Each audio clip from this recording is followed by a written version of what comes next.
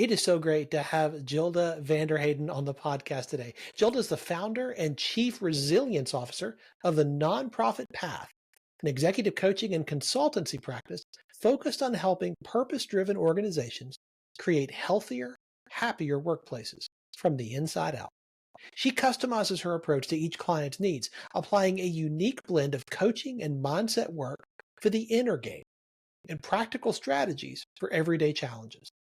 Together with their clients, they're able to build and sustain a collaborative way of working to attract and retain top talent, turbocharging the impact of their mission. As a dynamic speaker, Gilda shares her invaluable insights on work-life balance, burnout prevention, and increasing resilience to audiences nationwide. She also conducts trainings on effective communication, trust building, and psychological safety, and other relevant topics to support her individual and organizational clients in finding healthier ways to work together on a professional and personal level. When she's not helping teams thrive, you can find her hiking to waterfalls, exploring new eats with her family, or learning the next business or self-improvement concept and hanging out with her yellow lab, Murphy. Gilda, I'm so glad you're here. Thanks for being on the show. Thank you so much for having me. I'm really excited to be here. Welcome to Catalytic Leadership, the podcast designed to help leaders intentionally grow and thrive. Here is your host, author, and leadership and executive coach, Dr. William Attaway.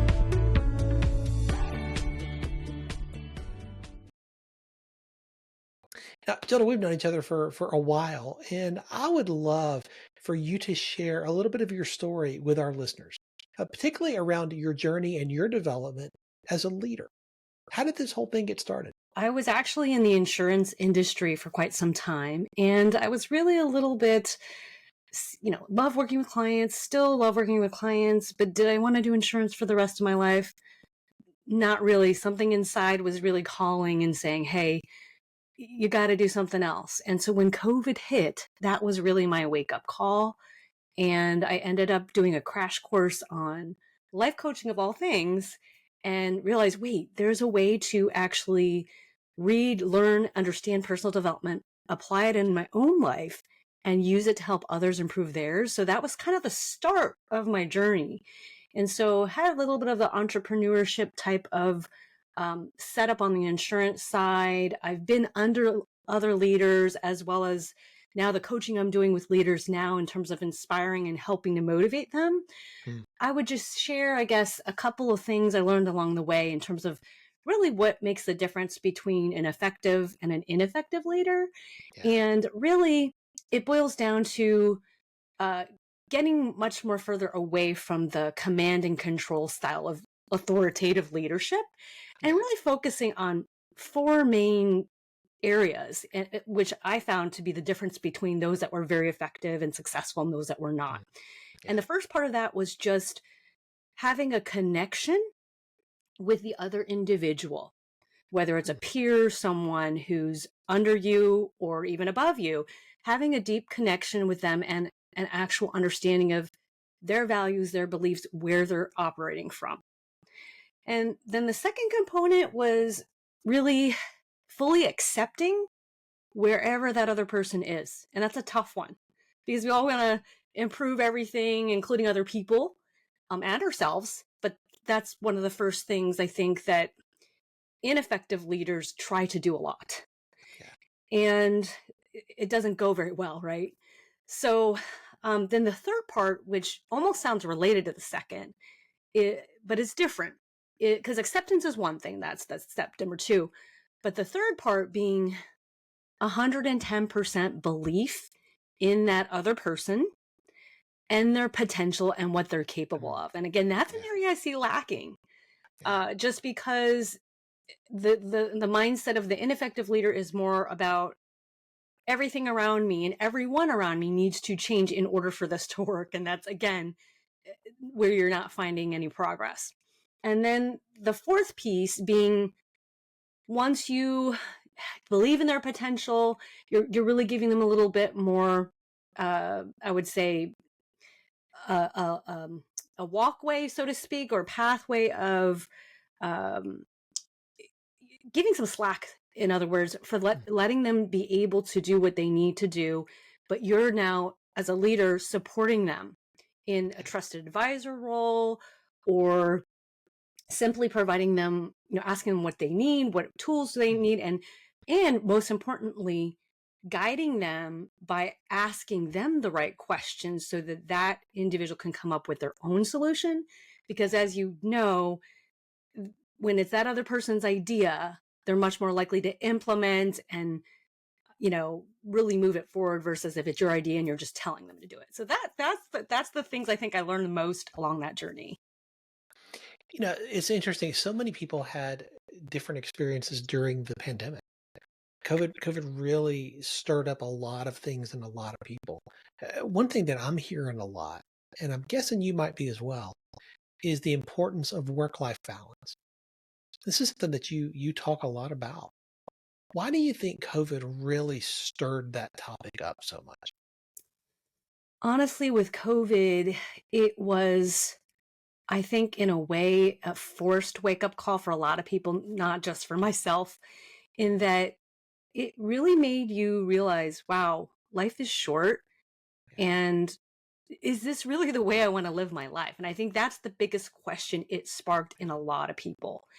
And, you saw folks no longer working with companies that didn't support that work-life balance or work-life harmony or integration or whatever you call it. And, those companies are suffering and continue to suffer because they're not able to keep that top talent.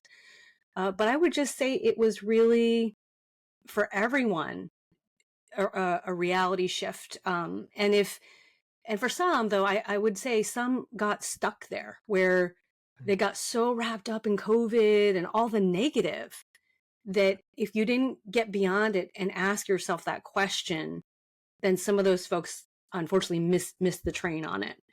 I would say it's never too late.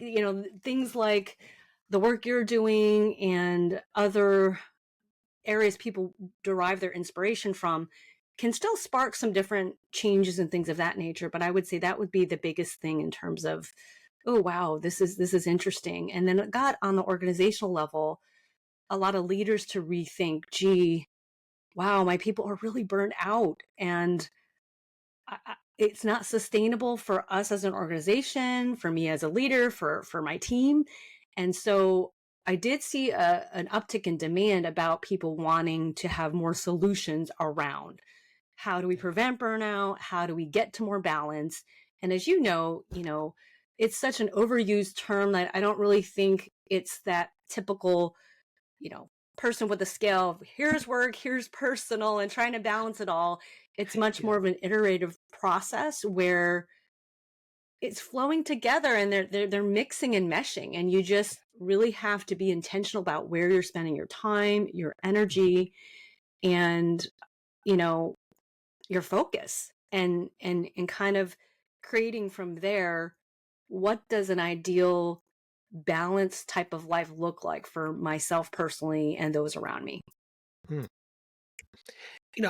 On this side of the pandemic, we have seen a lot of those companies that at first were willing to let people have a little more balance, but they're now instituting, many of them, these return to office mandates, and they're losing that top talent that you're talking about because people are choosing and saying, no, I prefer the balance to working at this company where I may have been for, many years, sometimes decades. Do you think that's short-sighted on the part of these companies to try to force people into a paradigm that is not good for them long term? That's a very interesting question. And I would say, that's definitely one perspective in terms of the short-sightedness potential there. But I would say more than anything, I think companies and organizations that are much more in tune with their staff and invite them into the conversation are really what matters in situations like this. Because some cultures are a little bit more, hey, depending on the nature of the work, like a lot of attorneys' offices, they Right. like to be in the office. It's kind of how they run.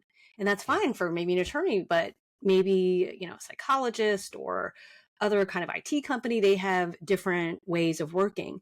And I think if leaders just sort of decide and don't ask, at least for input. I mean, at the end of the day, it might still be that leader's decision, but just even that asking of it and considering what's important to the staff and integrating that feedback into the decision making, I think is what makes a big difference. And in fact, there's one association, a leader I'd interviewed a while back on a work-life balance type of YouTube type of theme. And essentially that was one of the things they did is they asked their people first.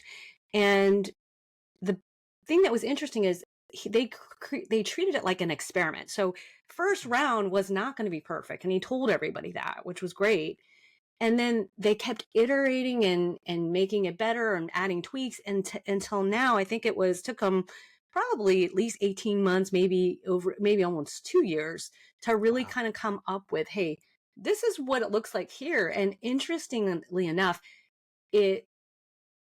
their retention rate was super high. And in fact, the only real reasons people were retiring, what were real reasons people were leaving were things like for retirement or like a spouse had a transfer of their job, not the actual employer, the staff member. So what was interesting is their retention was fantastic. And they had a lot of folks knocking at the door wanting to be part of their organization, just being a small association. And so I think that makes a huge difference. I think there's so much value communicated when you do ask the question, and you open a dialogue instead of just making a dictate from on high, that command and control structure that you were describing earlier. I think there's so much value that you give to people when you say, hey, what do you think? What is best for you? What do you think is best for the organization and what we're trying to accomplish? Right. I just think there's so much value communicated when you ask the question and truly listen.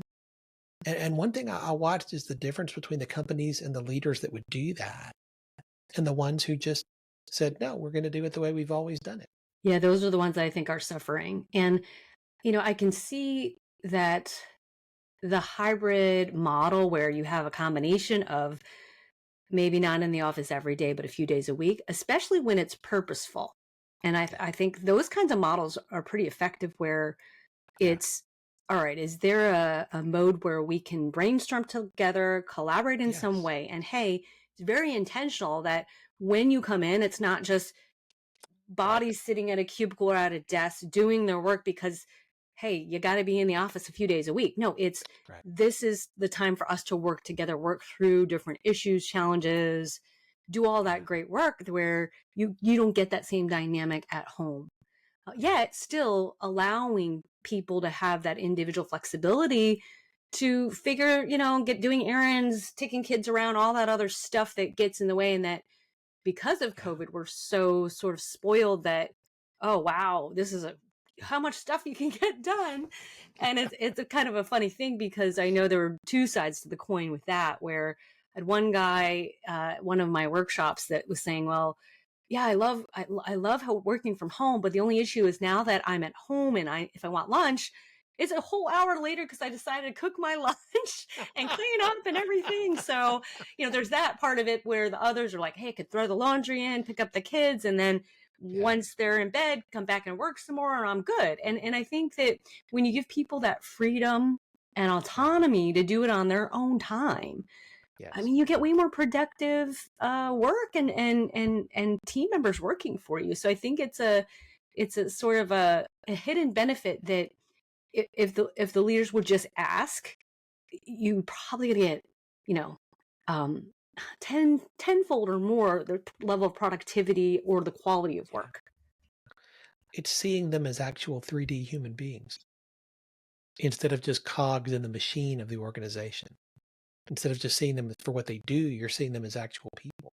By asking what do you think? By asking that simple question, it adds so much value. I watch this, and one thing that I'm curious about, have you seen with the people who are doing hybrid? And, our team does hybrid. There's things that we can only do in person. We try to leverage that time. And there are things that we do really well remotely. We try to leverage that time. and try to get the best of both. But do you find that people who have transitioned from an office or a very, concrete, this is work, this is home, to working from home part or most of the time, do you find that they have a more difficult time with balance? Because Uh-huh. they're always at work. Yes, Right. interesting. Well, it's funny because I was talking to another gentleman who uh, is very much, and I think it's also an individual preference too, because I know Mm, some yeah. people really prefer strongly to be at home because they've Yeah. got nobody's looking over their shoulder and they love it Yeah. and they can just do it on their own time. But I know Yeah. also have met other folks that, like this gentleman who he he has, I think their office is a hybrid where they can go in a few days and stay at home a few days, but he says, I don't want to be at home. I don't get anything done. Yeah. And I would much prefer to go in the office, do my thing, and then when I come back, I'm at home. All the work stays at the office. So some people Yes. really prefer that, and I would say the balance piece is kind of fascinating, just because the folks that are preferring the working from home, and I gotta be honest, I admit I've had this struggle myself personally, where sometimes the lack of the boundaries of the office, like I have a physical office that I'm in now. Mhm. I mean, unless I'm shutting down my laptop and making rules for myself of like, hey, don't check the Right. computer after dinner, Yep. right? It's so easy to get pulled back in and not even have your balance, even if you're working from home. So I Yeah. think it really comes back to intentionality of Yeah. what do you actually want your work and your life to look like? And hey, you might be used to certain ways, but taking, even 20-30 minutes to jot down and really think through what it is you want. Mm. Obviously, there are going to be work projects that are going to have certain deadlines and certain things, but even the kind of work you're doing, do you want more client facing work, or is that satisfying to you in terms of your life purpose? And if not, maybe that's a discussion you have with your boss and other department heads to figure out where you fit in. And same with the That's good. family side of, some folks are just, I remember coaching an association leader who she had young kids, and it was just so stressful for her because she's trying to do her work. They're on the playground and she's on her phone. And, you Mhm. know, I know one of the things we had talked about, that I think I recall from the conversation that was most helpful to her, was just the idea of you don't have to have these big grand plans of doing these amazing trips with your kids or your family or any of that stuff. It's a matter of thinking about, when you're with your kids or your loved ones, how are they feeling? What is their perception of you when you're interacting and connecting? I think Mm. that's the most important part, because Mm. sometimes people are That's stuck from good. like an 8 to 5, a really vigorous schedule, and they can't break away. And maybe the work is so demanding that they can't. But Yeah. two things I would say. One is remembering that it's taking just a small moment, it can only be a minute or two, where you're paying your full attention to that child or a teen, and Yeah. it's, or you're making dates with them. Like I Yeah. texted my older daughter and said, hey, after school, do you want to go grab a Starbucks today? Oh, I have this other thing with my friends, but yeah, how about after? So different little things like that. Yeah. And I'd say, now the second one's kind of slipping, but really it's just, you don't have to make these big gestures. It could be moments. And I do remember another example though. One was, one woman was stressed about I think her son was always wanting to play games, and she's like always on her phone or always checking her laptop or all the stuff when he was doing it. And she said one day she just decided she's just going to play with him, and it was only literally maybe 7 minutes of Mm. playing with him with whatever board game they had. And he made some comment like, wow, mommy, I that was really fun. And I don't know what it was, but it was like the actual time it took to play the game with him was minimal. And she just realized if she just was more present, Mm. he realized and felt like very loved, like mommy really loves me and cares about me. And that's all you really need to do is kind of intentionally think about like what's meaningful to that other person and how can I think that's a key question. How can I make this person feel seen, heard, and understood? And if you start to ask yourself that question with everyone you're interacting with, whether it's your family member, a coworker, any team members below you, anything, and that's a huge game changer. 100% agree. That is such an incredible leadership principle that no matter where you lead, no matter how you lead, whatever size of the team or the organization, if you can implement that in your leadership, that's a game changer. 100% agree. Absolutely. As you talk about balance, as you talk about all of these different things, what do you get pushback at all from people who maybe don't see, I don't know if I need that. Do you ever get pushback on this? I do get some pushback with the term work-life balance, and I get it because it's been Yeah. overused. And I remember Yeah. talking to one client who said, balance. Oh, does that even exist? And that got me cute, kind of right? like thinking, like, that's a good question, the way he put that. And Yeah. kind of like I was talking about earlier, it's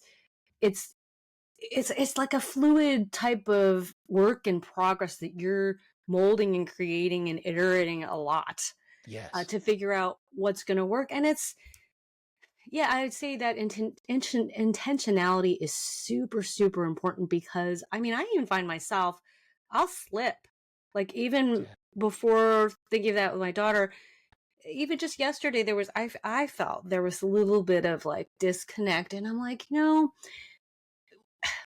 if it's helpful, I know one book that helped change a lot of our relationships with just our family and anyone around us, and you probably read it already, is the 5 Love Languages book. Such a And great book. so the reason I Yeah. mention that is just because in our household we talk about buckets, like emotional buckets or bank accounts, kind of like they do in the book. Yeah. And essentially, I won't go into but there's like 5 love languages, things like words of affirmation or quality time, those kinds of gifts, all those kinds of things.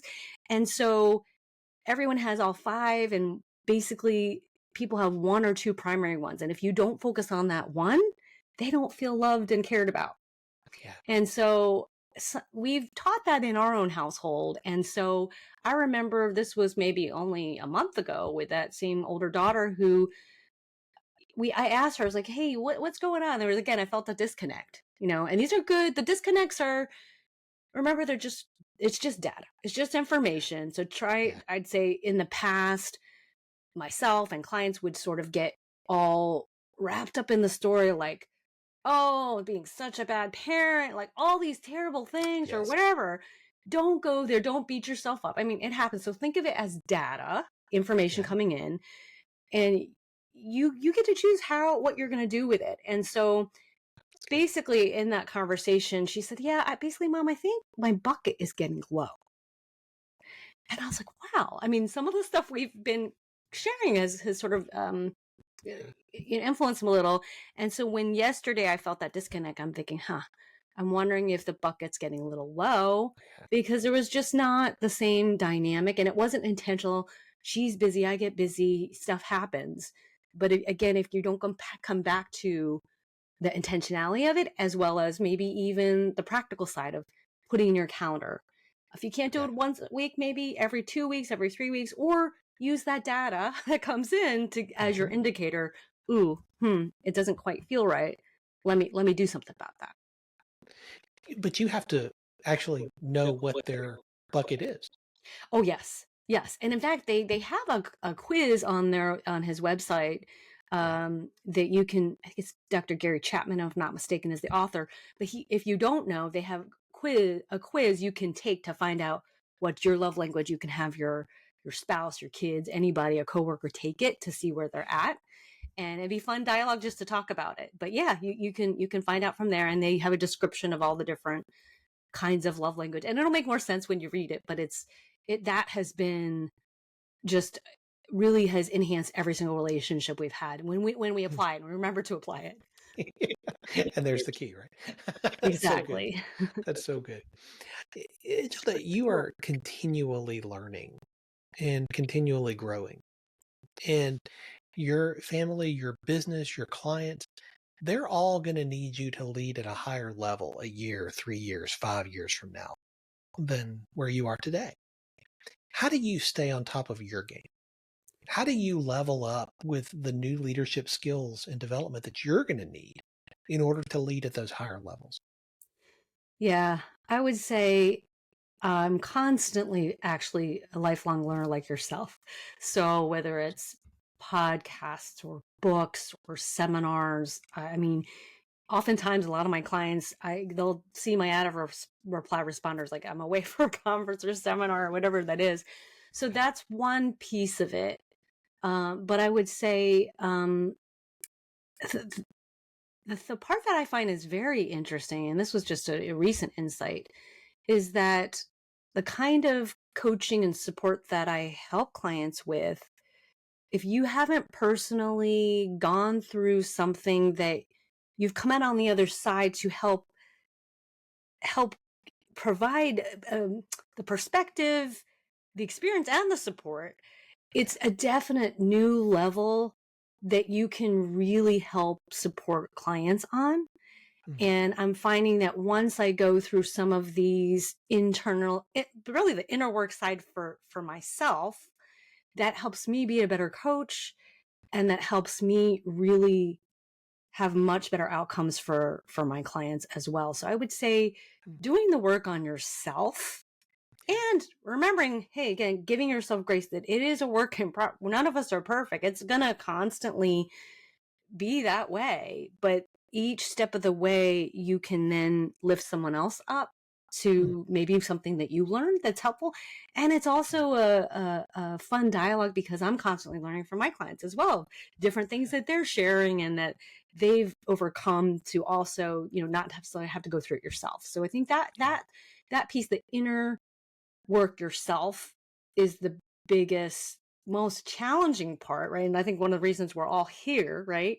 But um doing that piece first is, I think, critical to then going to the next level in your leadership and your development. mm. That's really insightful.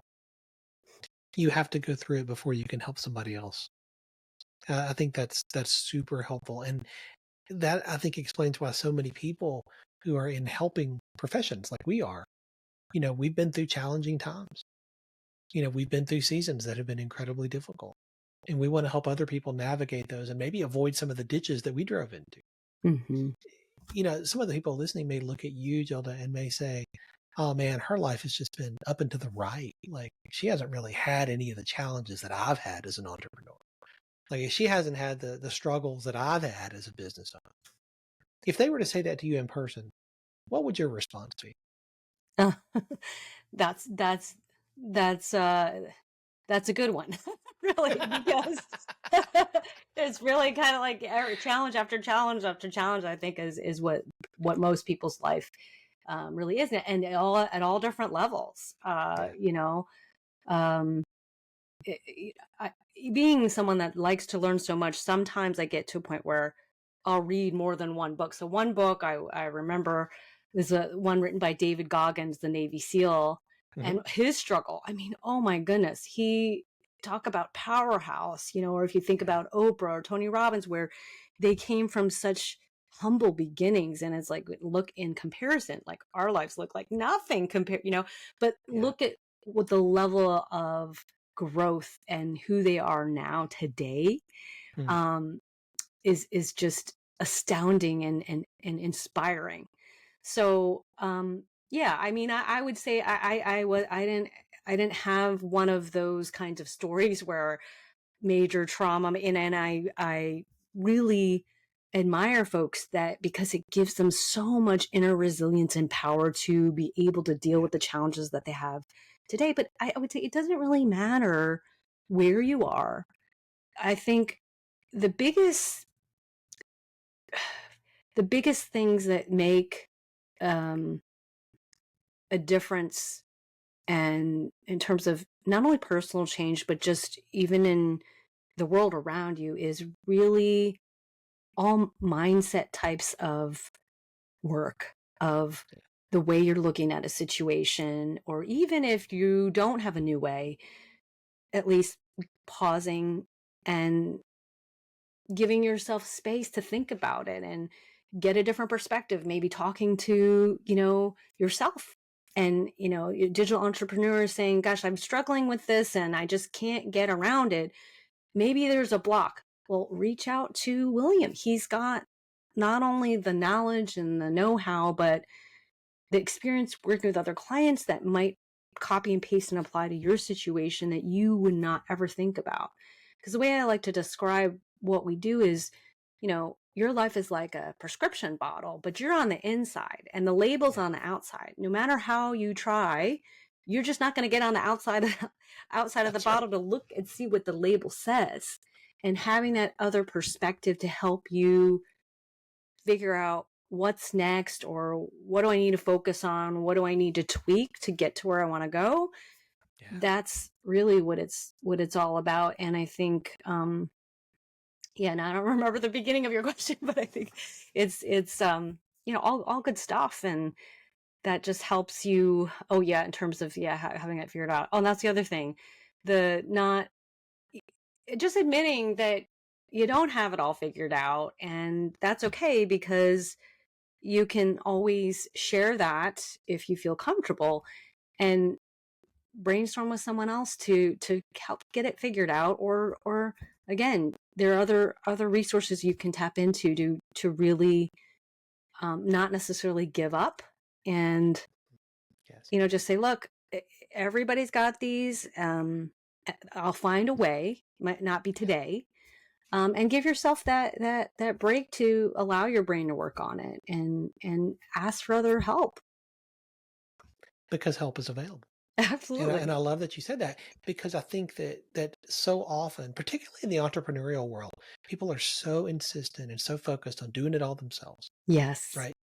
I can do it. I don't need help. I'm not going to ask for help. Every one of us asks for help. Anybody that you see is not just doing everything all by themselves. Right. There are people behind the scenes that they have asked, hey, can you help me? I just did this earlier today. I asked somebody for help who's better at something than I am. And I said, hey, can you look at this? Because you're way better at this. Mm-hmm. Can you look at this and help make this better? And I trust their opinion. I trust what their gifts are. Nobody is completely self-made. And I think the sooner we accept that as entrepreneurs, the better off we're going to be. Because we'll maybe be a little less hesitant to reach out and say, hey, I need some help. I'm stuck. Hey, I need some help. I seem blocked here. Right. Hey, I can't break through here. Can you help? When somebody comes with that question, that fires us up, because that's what we love to do. Yeah, and that trust piece you talked about, that's just so critical, because going back to the ineffective and effective leader, it's the ineffective leader is not really having that trust is not really there. Yeah. So and it's a little sad, because I feel like that's what causes a lot of the tension. Yeah. But interestingly, what I'm finding in the work that I do, that's let's put it this way. So a lot of the nonprofit organizations and executive directors I work with, a lot of them initially think that their issue is burnout and that they need more work-life balance, which is true.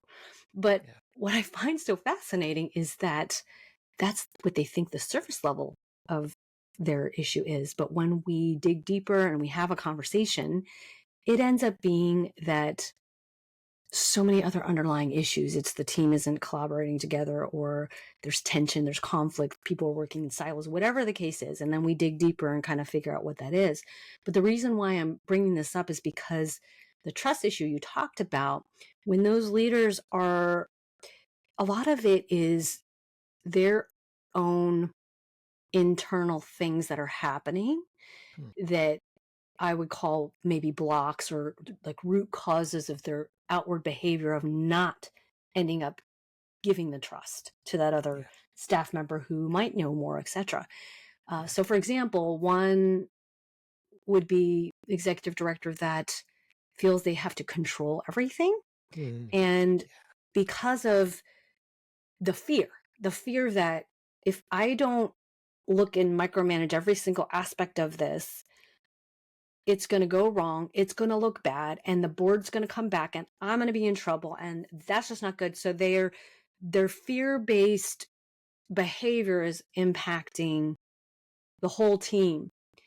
And you just, like I said, I think it just comes back down to some of the 4 things we talked about earlier, but just really, like you pointed out, the recognizing that person's human and then connecting there, and then slowly but surely we have to do it in steps, and then the acceptance of the person. All right, well, that's just one thing, versus trusting and believing, and like, whoa, that's a whole nother step. But again, I think what it comes back to is the leader, him or herself.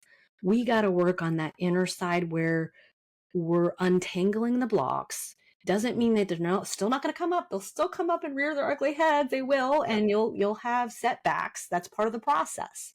But maybe this time you learn quicker and your reaction was less volatile as a result, and that means that's progress. In fact, I had one talking to one of staff members. Like, sometimes my clients will say, well, my staff member is going through this thing, and can you do an emergency coaching call for this? Absolutely. So I did that a couple of weeks ago for one of my nonprofit clients.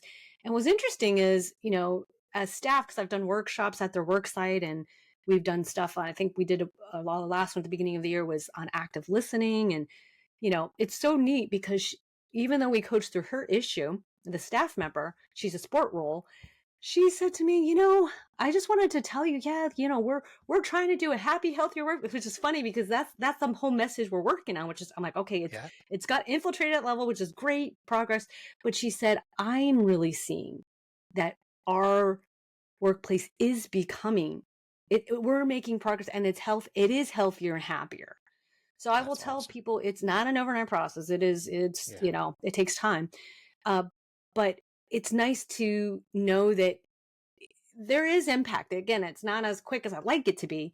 But she said, oh, I am noticing changes. Like, for example, one of the issues we were chatting about was that, hey, because she went to her executive director to say, I'm not feeling good about this, that her executive director called me, emailed, and said, hey, look, could you do an emergency coaching session or whatever? But the fact she could come to her leader, she felt she's approachable enough to be able to have that conversation. Hey, I'm struggling with this issue with my coworkers, and I'm not feeling heard, and I'm upset, and we coach through a lot of that. And she felt so much better. So it's like I said, it's just a work in progress, and the trust building, it takes time. But I think, like you talked about, it's just starting with seeing them as human and maybe asking yourself, well, how would I want to be treated? Start there. Yeah, absolutely. Gilda, this has been such a fantastic conversation. I so appreciate your willingness to share so openly from what you've learned so far. And the best is yet to come. Oh, I love it. If you could leave people with one big idea today, one big thing that you want them to remember, what would that one big idea be? Oh, that's a tough one. I've got too many.